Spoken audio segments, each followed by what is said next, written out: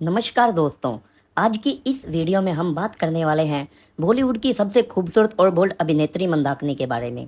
दोस्तों, वैसे तो इस बॉलीवुड में कई अभिनेत्रियां रही हैं जिनकी पहली फिल्म ने काफ़ी धूम मचाई हो, पर समय के साथ वह कहीं खो गई या फिर उन्हें बॉलीवुड में अपना मनपसंद काम नहीं मिला। आज जिस अभिनेत्री के बारे में हम बात करने वाले हैं, उनकी पहली फिल्म ने ही धूम मचा दी थी।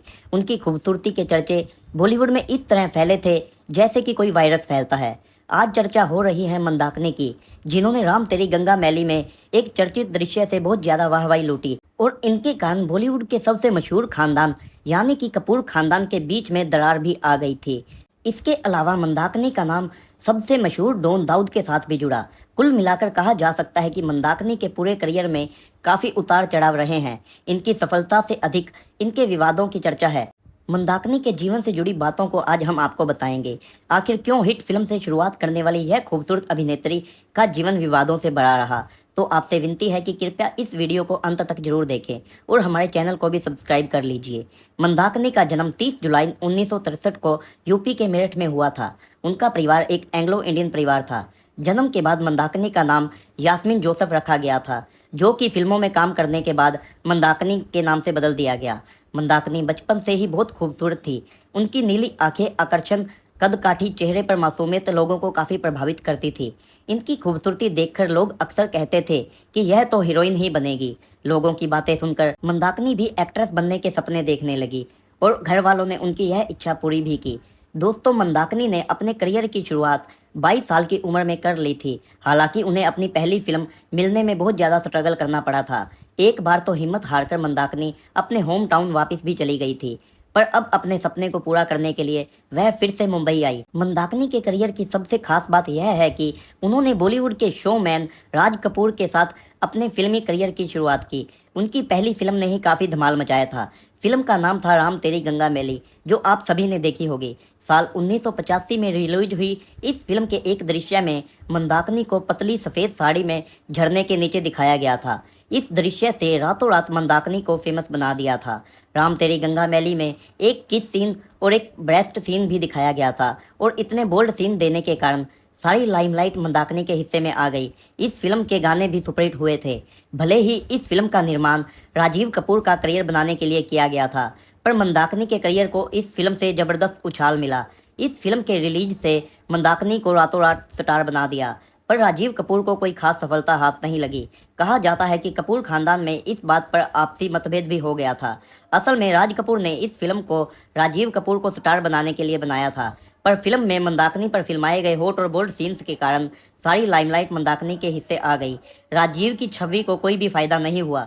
सूत्रों की माने तो राजीव कपूर अपने पिता से इतने नाराज हो गए कि राज कपूर के अंतिम संस्कार में भी शामिल नहीं हुए। कहा जाता है कि इसके बाद वह 3 दिनों तक शराब के नशे में डूबे हुए थे। इस फिल्म के बाद से ही गैंगस्टर दाऊद इब्राहिम मंदाकिनी से मिलने का बहाना ढूंढने लगा, तो वह उनकी हर मीटिंग अटेंड करता था। जब भी मंदाकिनी किसी प्रोड्यूसर से मिलने पहुंचती थी, दाऊद वहां पहले ही मौजूद होता था। इस तरह दाऊद और उनके रिश्ते काफ़ी गहरे होने लगे। माना जाता है कि मंदाकिनी और दाऊद का दुबई में एक घर भी था और यह दुबई में ही ज़्यादातर मिलते थे। जिस वक्त मंदाकिनी को अपने करियर पर ध्यान देना चाहिए था, उस वक्त वह अपना ध्यान दोस्ती और यारी में लगा रही थी। 1989 के बाद मंदाकिनी की उपस्थिति बॉलीवुड में कम होने लगी। एक वक्त ऐसा भी आया जब मंदाकिनी फिल्मों से बिल्कुल ही गायब हो गई। फिर कुछ सालों बाद उनकी एक तस्वीर दाऊद इब्राहिम के साथ वायरल होने लगी। इस तस्वीर में वह और दाऊद दोनों मैच एंजॉय कर रहे थे। यूँ तो दाऊद मंदाकिनी से एक फाइनेंसर के तौर पर मिला था, पर दोनों की दोस्ती ने मंदाकिनी के करियर को काफ़ी नुकसान पहुंचाया और इस तरह उनका करियर धीमा होता चला गया। हालांकि दाऊद के साथ अपने रिश्ते को मंदाकिनी ने कभी भी स्वीकार नहीं किया। मंदाकिनी का कहना था कि भले ही मैं दाऊद को जानती थी, पर उनका और दाऊद का एक दोस्त के अलावा कोई खास रिश्ता नहीं था। आपकी जानकारी के लिए बता दें कि दाऊद के साथ नाम जुड़ने के कारण प्रोड्यूसर उनको अपनी फिल्म में लेने से डरने लगे थे। इसका असर यह हुआ कि मंदाकिनी मेंटल फोम का शिकार हो गई। उन्होंने आगे चलकर फिल्म इंडस्ट्री छोड़ने का मन बना लिया। मंदाकिनी की आखिरी फिल्म जोरदार थी, जो कि साल 95 में रिलीज हुई थी। हालांकि मंदाकिनी को 2002 में एक बंगाली फिल्म में भी देखा गया था, जिसका नाम था हमसे हमारा प्रेम। अगर बात की जाए मंदाकिनी की पॉपुलर फिल्मों की, तो इनकी पॉपुलर फिल्मों में से राम तेरी गंगा मैली, आग, शोला, लोहा, आपने प्यार करके देखा, प्यार मोहब्बत आदि थी। अगर इनके परिवार पर नज़र डालें तो इनका परिवार एक एंग्लो इंडियन परिवार था, जिसका मतलब होता है कि पिता फॉरेनर और माँ इंडियन। इनके पिता ब्रिटिश नागरिक थे, जबकि मंदाकिनी की मां मुन्नी नाम की थी।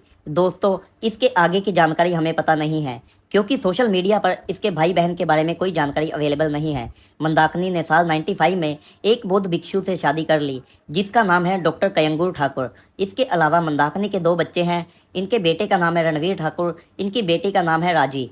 मंदाकिनी के बच्चों के बारे में भी अधिक जानकारी इंटरनेट पर अवेलेबल नहीं है। इनका बेटा एक फिटनेस ट्रेनर है और उन्होंने एक्ट्रेस बुमरा भट्ट से शादी की घोषणा कर दी है। और बात अगर मंदाकिनी के निजी जीवन की करें तो उन्होंने अपने फिल्मी करियर से तंग आकर अपना करियर योगा और शांतिपूर्वक जीने का फैसला कर लिया था और फिल्मों को हमेशा के लिए बाय बाय कह दिया था। तो दोस्तों, यह थी कहानी 70 और 80 के ज़माने में आई मंदाकिनी की, जिन्होंने अपने जीवन की शुरुआत तो एक बहुत ही बोल्ड और हॉट अभिनेत्री के तौर पर की थी। बाद में वह दाऊद के साथ जुड़ गई और जीवन के अंत में आते आते उन्होंने अपना जीवन धर्म के साथ जोड़ लिया और वह बौद्ध भिक्षु के साथ बौद्ध भिक्षु बन गई। तो दोस्तों, आज का हमारा वीडियो आपको कैसा लगा कमेंट करके ज़रूर बताइएगा। धन्यवाद।